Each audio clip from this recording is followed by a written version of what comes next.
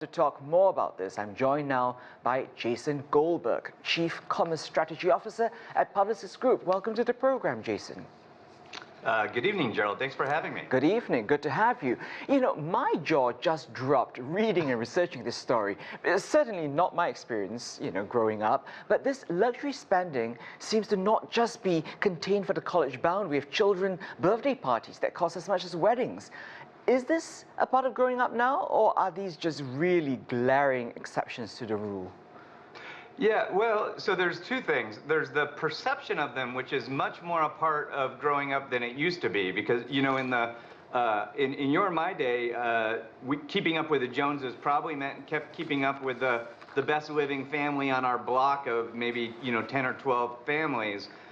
Today we're keeping up with our 500 or 10,000 friends on Instagram or TikTok, and so there is more social pressure than ever before. That's very real. But the reality is the vast majority of American households simply can't afford those extravagances that you listed out. So they still are, very much anomalies rather than the norm. And this social pressure, I mean, we really do blame social media a lot of times, but is it the kids or their parents who are trying to fit in and to keep up with the Joneses, as we say?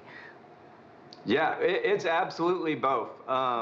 There's a common misperception that social media is exclusively the domain of the young, but certainly when we look at the demographics on these platforms, the young are moving to platforms we rarely have heard of.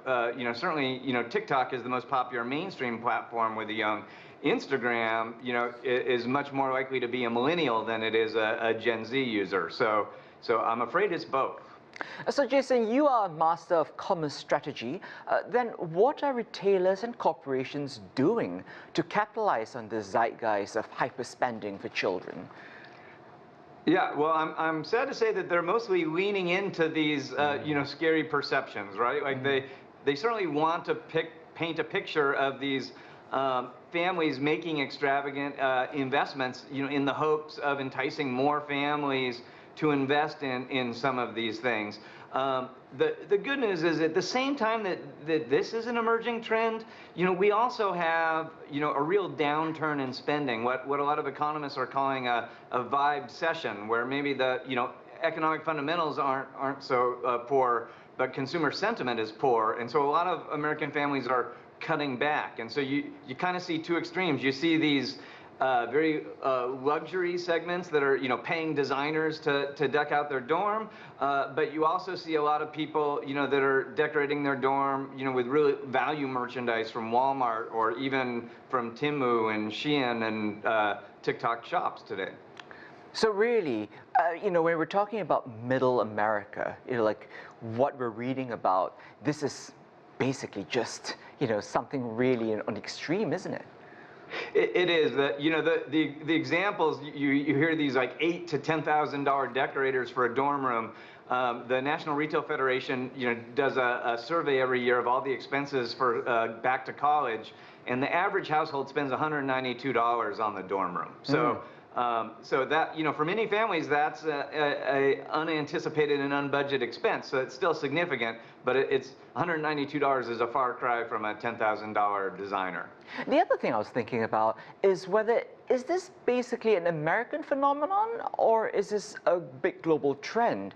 Because is raising children in the U.S. simply more expensive than elsewhere?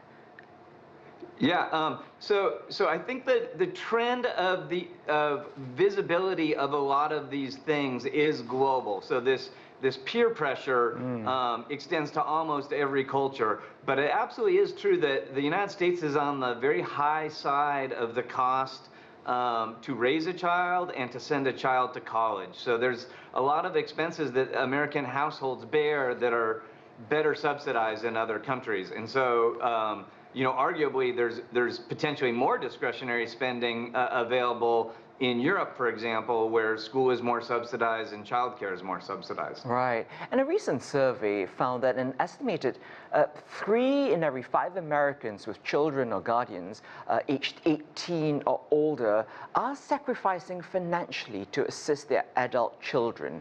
How is this changing the spending habits and retirement outlook in adults? Yeah, well, you know, there's this whole economic shift that it really starts with Gen Z and boomers are actually living longer and living better and keeping more of their wealth. And so a lot of the milestones that young people are used to are actually happening slower. So young people are going to school less often, they're graduating later, they're getting married later, they're having fewer kids, and they're having those kids later. And as a result of all that, they're developing their wealth much more slowly than the age cohorts that came before them.